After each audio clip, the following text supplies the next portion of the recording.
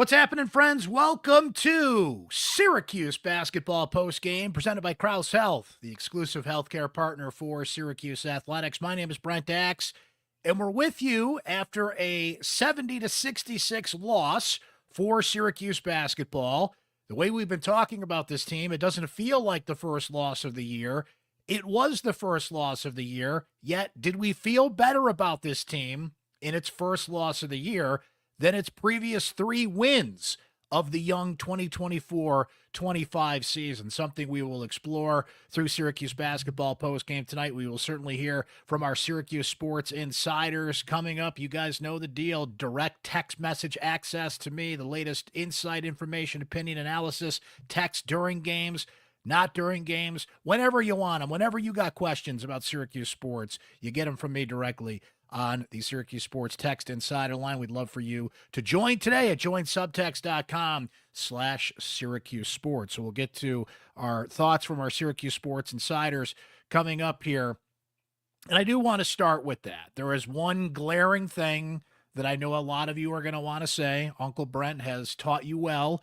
In that case, it's what's cost Syracuse this game. It's why I say it all the time. And we'll see long-term how that costs Syracuse here. But I just said it at the beginning there. This team looked its best in the second half of this game, trailing Texas by 16. Now, the first half was everything we've seen. Disorganization on offense.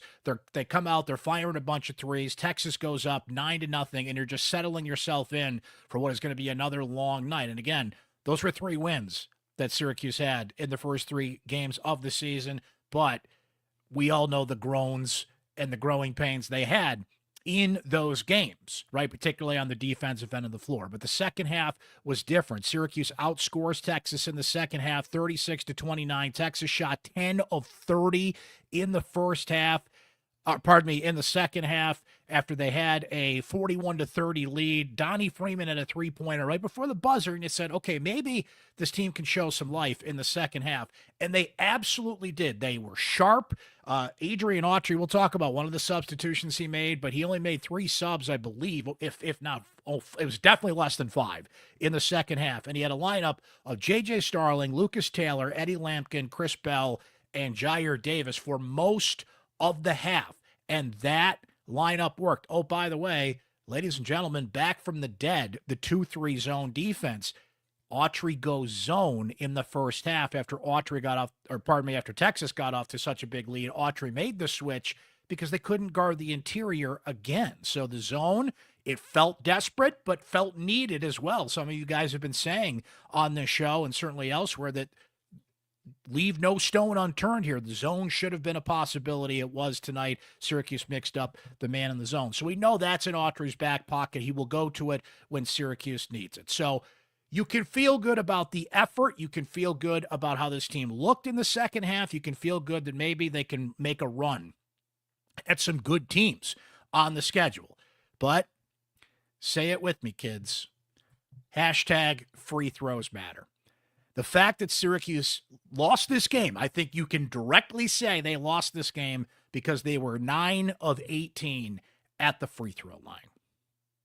Chris Bell, 3 of 5. Jaquan Carlos, 1 of 2. Critical situation. He's back in the game down the stretch, which he shouldn't have been, which we'll get into. He goes 1 of 2 at the free throw line in that circumstance.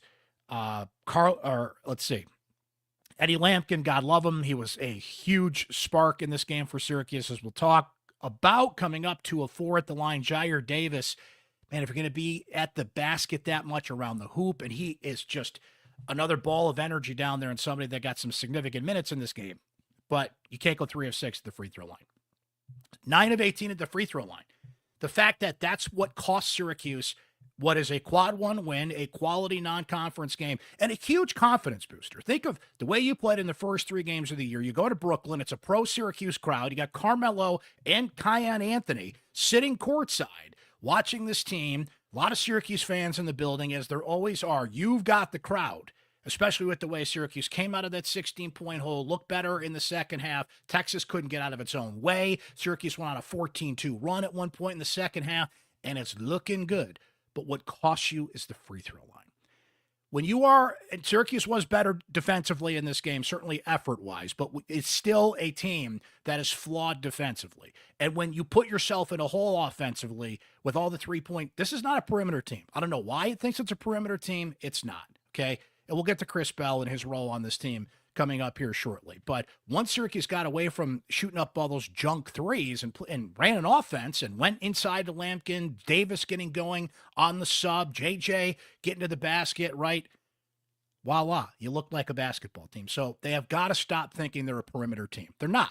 They have some guys that can shoot from the perimeter, and I know that's basketball these days, but this is not a perimeter team. They've got to stop thinking that that is some sort of strength. That they can prove me wrong, you know? Be the guy at the table. Prove me we're a perimeter team. Prove me wrong. Well, so far, you are proving yourself wrong, but we'll see how that goes going forward here. But when they got away from that, that's what got him back into the game, played some defense. Texas all of a sudden turning the ball over. We mentioned it. They looked like a team. So you feel better about what this team can be, ironically, in a loss than the 3 wins. But, man, that stings. I don't know if I got any Family Guy fans in the audience. You know, Peter Griffin, when he hurts his knee, he's always like,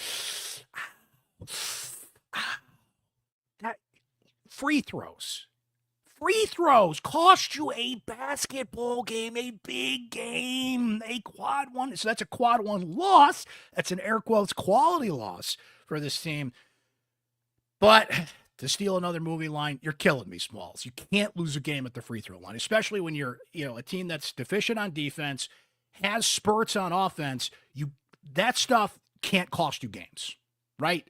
9 of 18 at the free throw line. You go, 13 of 18 at the free throw line. You win the game, right? Do the math. You can't go 50% from the free throw line in a lot of games. You especially can't go 50% at the free throw line when you're flawed offensively and certainly, again, better defensively overall tonight. I'll give credit where it's due, but those little things kill you. So the fact that that's what cost them a big game tonight, that stings now, and we'll see how it stings down the road. Adrian Autry talked about it on Media Day, guys. You need 3 or 4 more non-conference wins to make the tournament.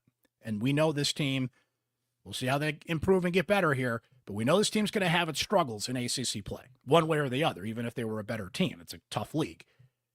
You got to pick up these wins when you can, right? That's the tough thing. Oh, they gave it the old fight in the second half. They did, and credit where due. I think we feel a lot better about this team tonight, even with the L on the board. But, man, the fact that it's free throws that cost you this game, that is going to haunt this squad. Chris Bell didn't have his best game. Chris Bell, let's see, 11 points, 3 of 9, 2 of 6 from three-point range. We mentioned the free throws, 2 rebounds, 3 turnovers. There was an inbounds play where Carlos tries to get it in. I think there's like 40 seconds to go. Bell didn't finish running through the ball. He didn't box out. He had some great defensive plays in this game. The issue with Bell is Bell has this, I'm trying to think of the right way to put this, the way he plays, the way he comes off on the court, it doesn't always translate as extreme example, everybody's personality is different, but man, you know how hard Eddie Lampkin is playing, right? Eddie Lampkin, he's a big dude. You can't miss him. Huge spark in the second half for this team. Had a terrific game for Syracuse.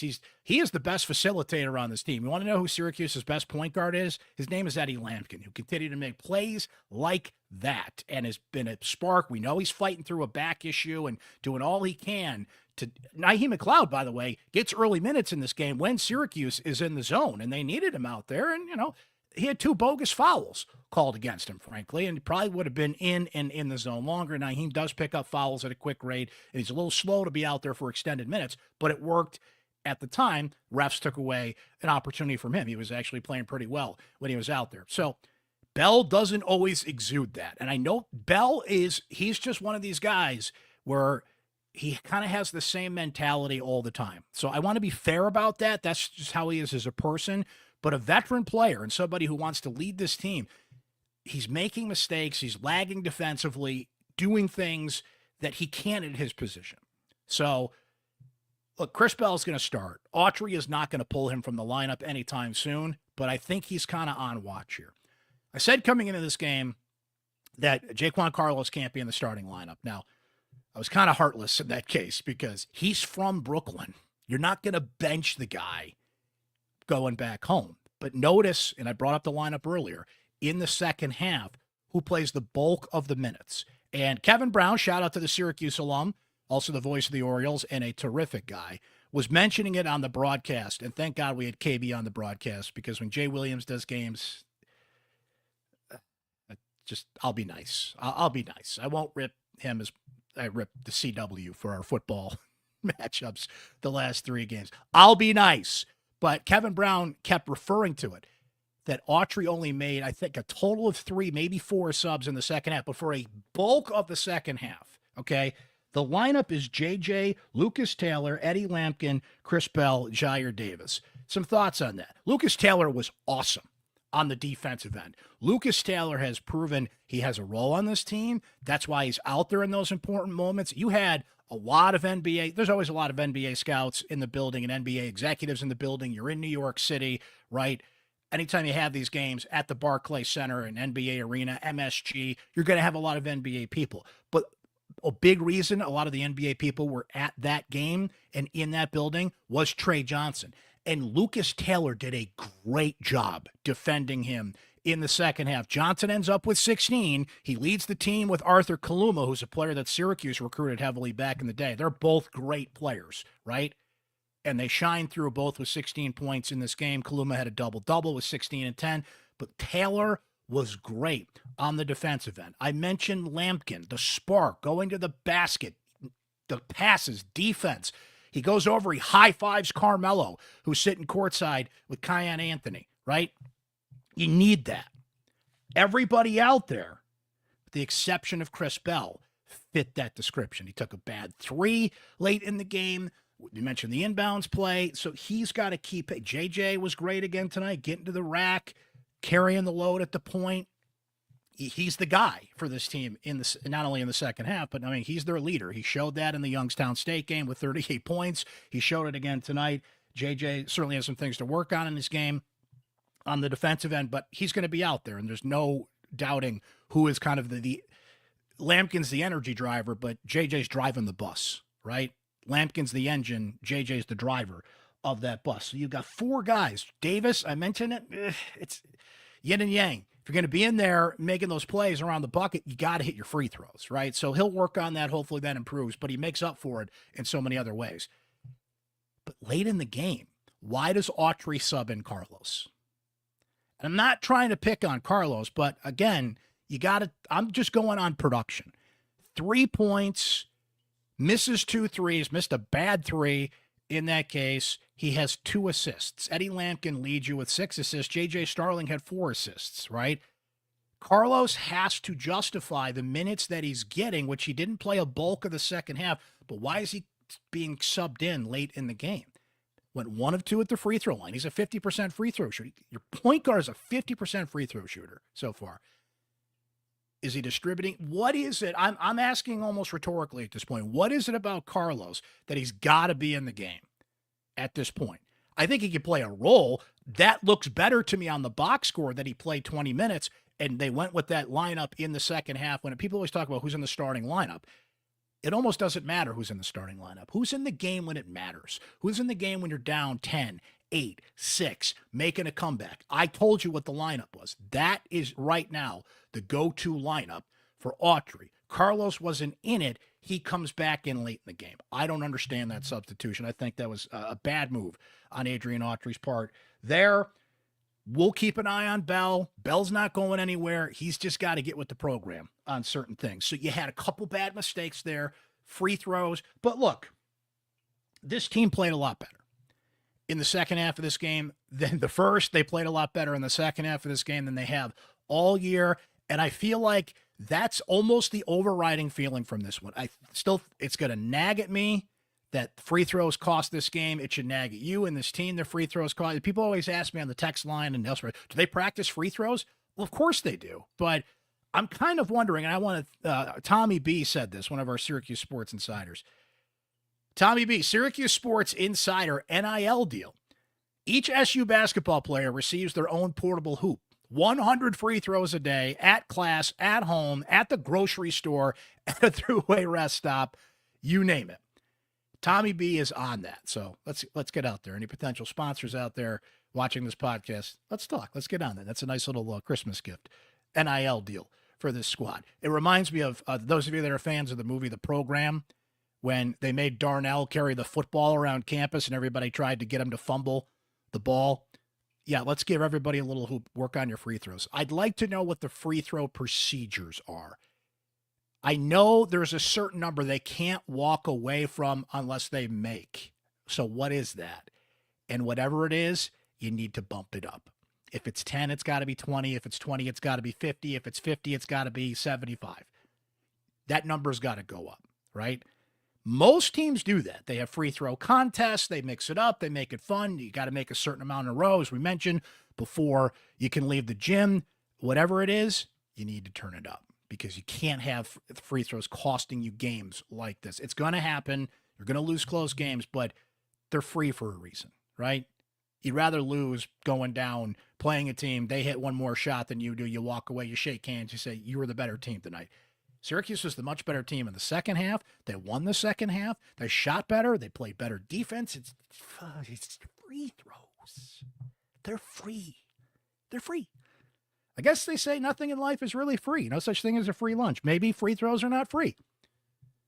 Maybe we've been sold a bill of goods on that. I don't know. And that's going to eat me alive. You guys know. You know. It's the hashtag. We should make a t-shirt. We'll put that on the little hoops that we're going to give these guys. Like, it's a thing. It's going to be in my tombstone. That's my legacy in life, that I have put that out into the universe. And I'm rather proud of that, by the way.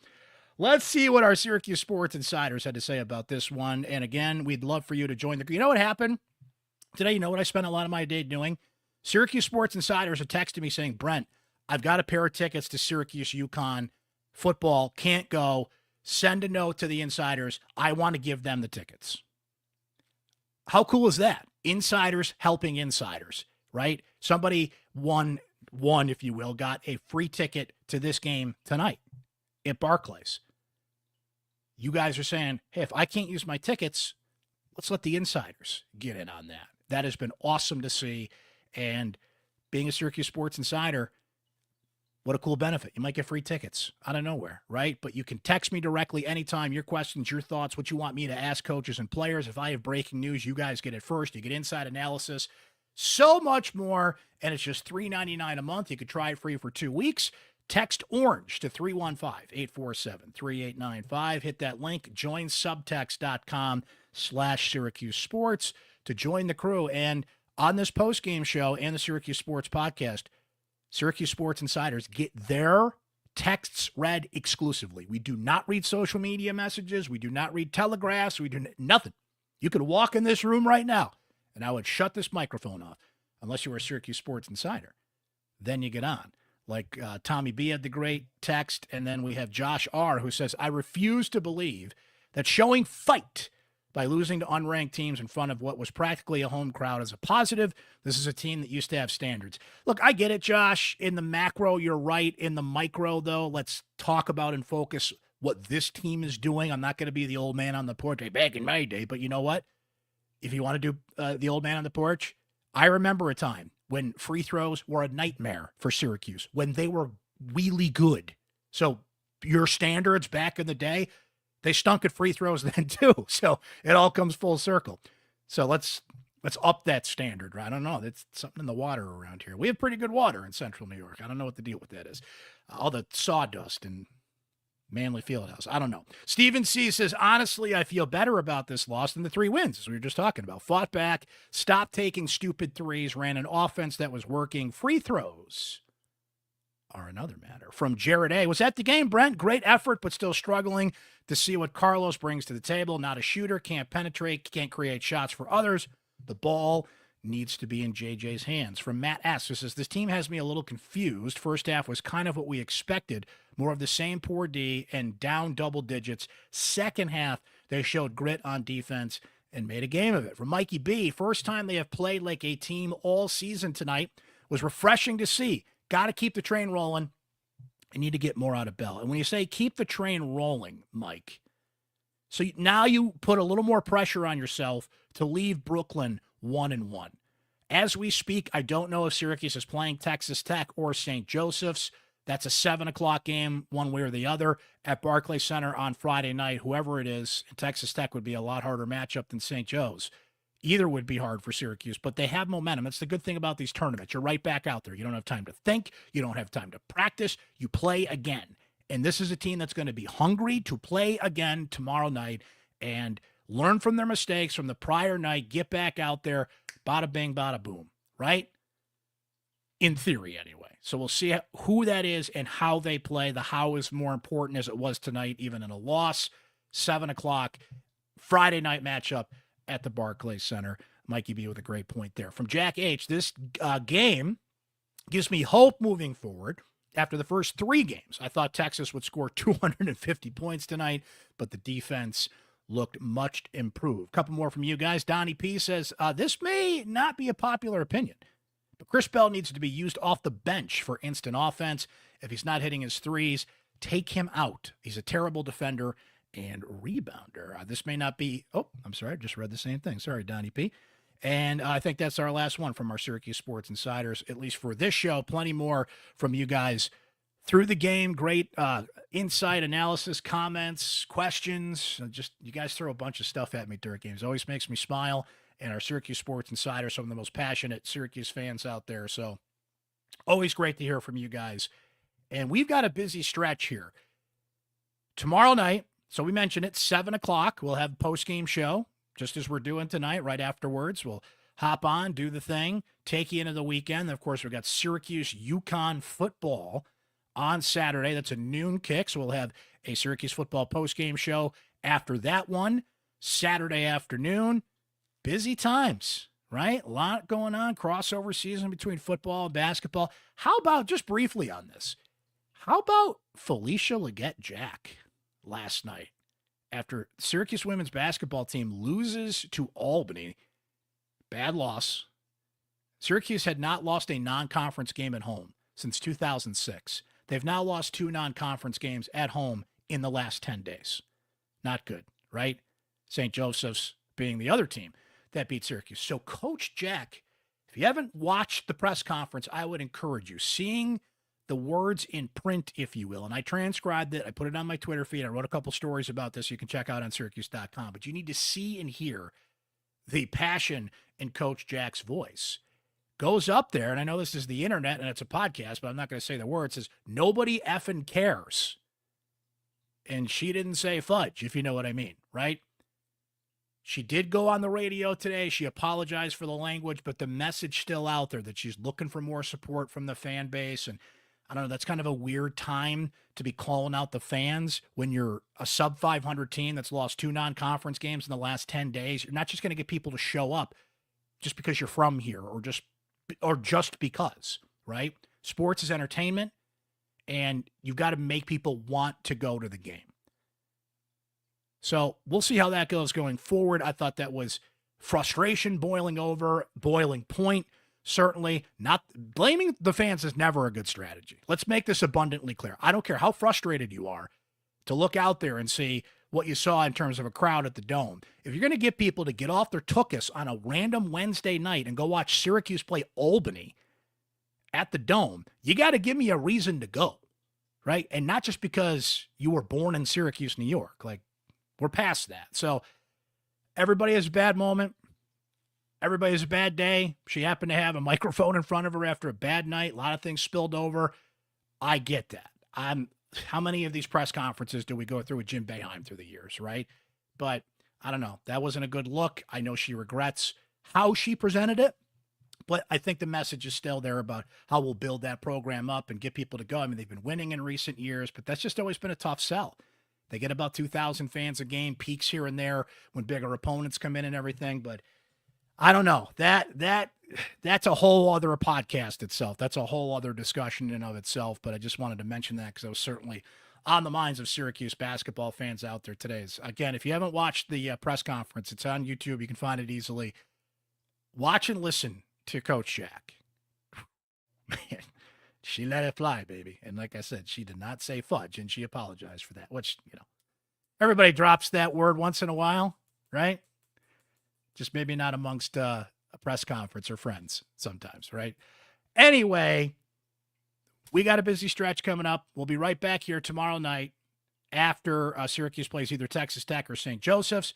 Football on Saturday. A lot to come, so keep it up on the text line from our Syracuse Sports Insiders. Thanks for watching and listening tonight. If you have not, please subscribe on Spotify, Apple, wherever you get your podcasts. Our YouTube channel, please subscribe to that, so when we go live, you get notified when the podcast of the live show goes up. You know it, it's there. So if you missed the live show, you can always go back and watch on your time on demand. I always make sure to send the link to our Syracuse Sports Insiders so they can listen when they want. When it's convenient, I'm here for you. I'm here for the people when it's convenient for you. For now, Syracuse loses to Texas 70-66, your final from the Barclays Center in Brooklyn, New York. My name is Brent Axe. This has been Syracuse Basketball Postgame presented by Krause Health, the exclusive healthcare partner for SU Athletics. We'll hit you again Friday night after the Orange play again at the Barclays Center.